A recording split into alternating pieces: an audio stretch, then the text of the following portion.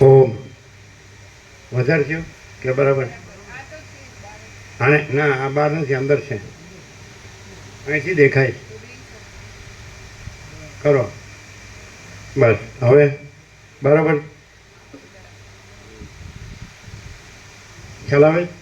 જો માણસ એમ થઈ જાય કે આ બધું એક જ તત્વ છે તો બસ એને હેરાનગતિ કે એને જે આપણે એને કહીએ શું કહીએ ઝંઝટ, તો એને જે કોઈ બીજાનો ભ્રમ છે ને એ એક છે, એમાં બીજાનો ભ્રમ છે ને બીજું કાંઈ છે, તો એની ઝંઝટ છે.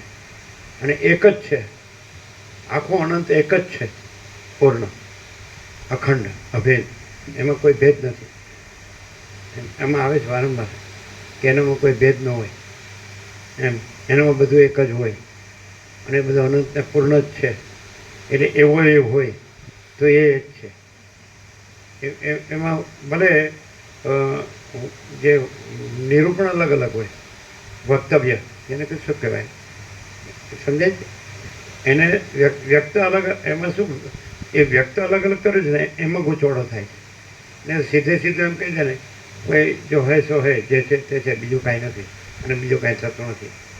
તો બહુ તો કેવું હોય તો પહેલા નંબરે અનંત તો કહેવું જ પડે, અને એને પૂર્ણય કહેવું જ પડે, અને એને સમાનય કહેવું પડે, અને સમાન રૂપે એક જ છે એમ કહેવું પડે બધું, અને અજરામર અખંડ અવિનાશી છે એમ કહેવું જ પડે.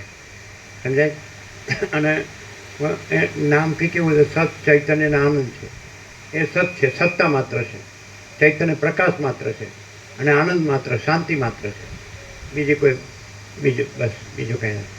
એટલે પછી એને બીજું કાંઈ થતું હોય તો કહેવાનું કે તમે આ સાચું જાણો તો પછી એ કાંઈ નથી. તમને બીજું કાંઈ થતું હોય આના સિવાય, એમ કે આ આપણે જાણ્યું કે આ બધું છે એ ચૈતન્ય પ્રકાશ જ છે, અથવા તો ચૈતન્ય આનંદ, ચૈતન્ય શાંતિ જ છે, અને એ જ છે, બધું ભરપૂર છે, કોઈ જગ્યા ખાલી નથી. રજે જુદી બીજી વસ્તુ નથી, જુદી બીજી જગ્યા નથી, બધું ભરપૂર છે. તો એને તમે જે શબ્દથી અનુભવતા હોય, અમે એને અનુભવીએ છીએ તો અમે એને અનંત પ્રકાશ, અનંત આનંદ, અનંત શાંતિ રૂપે અનુભવીએ, અને પરમ ચિદાકાશ, પરમ જ્યોતિ, અખંડ જ્યોતિ રૂપે અનુભવીએ, અને મહાચિદાકાશ, સ્વયં પ્રકાશ, સંપૂર્ણ પ્રકાશ રૂપે અનુભવીએ છીએ. અને એમાં અનુભવનારે આ જુદો બીજો નહીં, અને કોઈ આ દેખ આકાશથી પૃથ્વી કોઈ જુદું બીજું નહીં.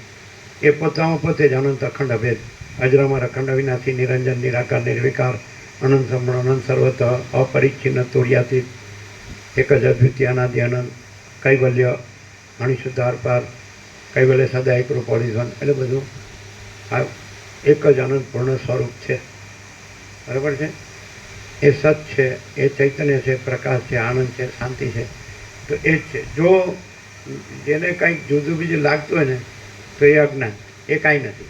એનામાં અજ્ઞાન ન હોય, સૂર્યમાં રાત્રિનો અંધકાર ન હોય એમાં અજ્ઞાન ન હોય. સમજે? એટલે આમાં આવે છે કે જે એનામાં કોઈ ભેદ ન હોય એવું ખાસ આવે છે. એનામાં કોઈ ભેદ ન હોય એમ, એનામાં કોઈ જડતા ન હોય એમ, એનામાં કોઈ સંકુચિતતા ન હોય, કારણ કે એ વ્યાપક છે એમ, અને એ કોઈ માપનું ન હોય, દેશકાલ મર્યાદિત ન હોય, એટલે અસીમ છે, અનંત છે, અસીમ છે, અમાપ છે, અપાર છે. સમજાય? એટલે એવો એક હોય, કારણ કે એ છે જ એવું. એટલે એવો રહ્યો હોય કે આવું આ જ છે ને આવું જ છે, પછી પોતે આવો કાંઈ જુદો બીજો ન રહ્યો હોય. આ તો કાંઈ નથી એમાં. સમજાય કે નહીં? પરપોટો તો કાંઈ નથી, અનંત મહાસાગર જ છે. પણ જો એમાં નથી એવો ભ્રમ રાખે તો એ આ જ્ઞાનથી જ એનો ભ્રમ ટળે કે ભાઈ અનંત છે, એમાં હવે આવું ક્યાંથી આવ્યું, આવું આ કાંઈ છે જ નહીં, આ જ સોલ્યુશન. પણ આને આ રહે અને એના શબ્દો ગોખ્યા કરે ને બોલ્યા કરે તો શાંતિ ન થાય. પણ એ જે છે તે જ છે એવો રહે તો પરમ શાંતિ છે.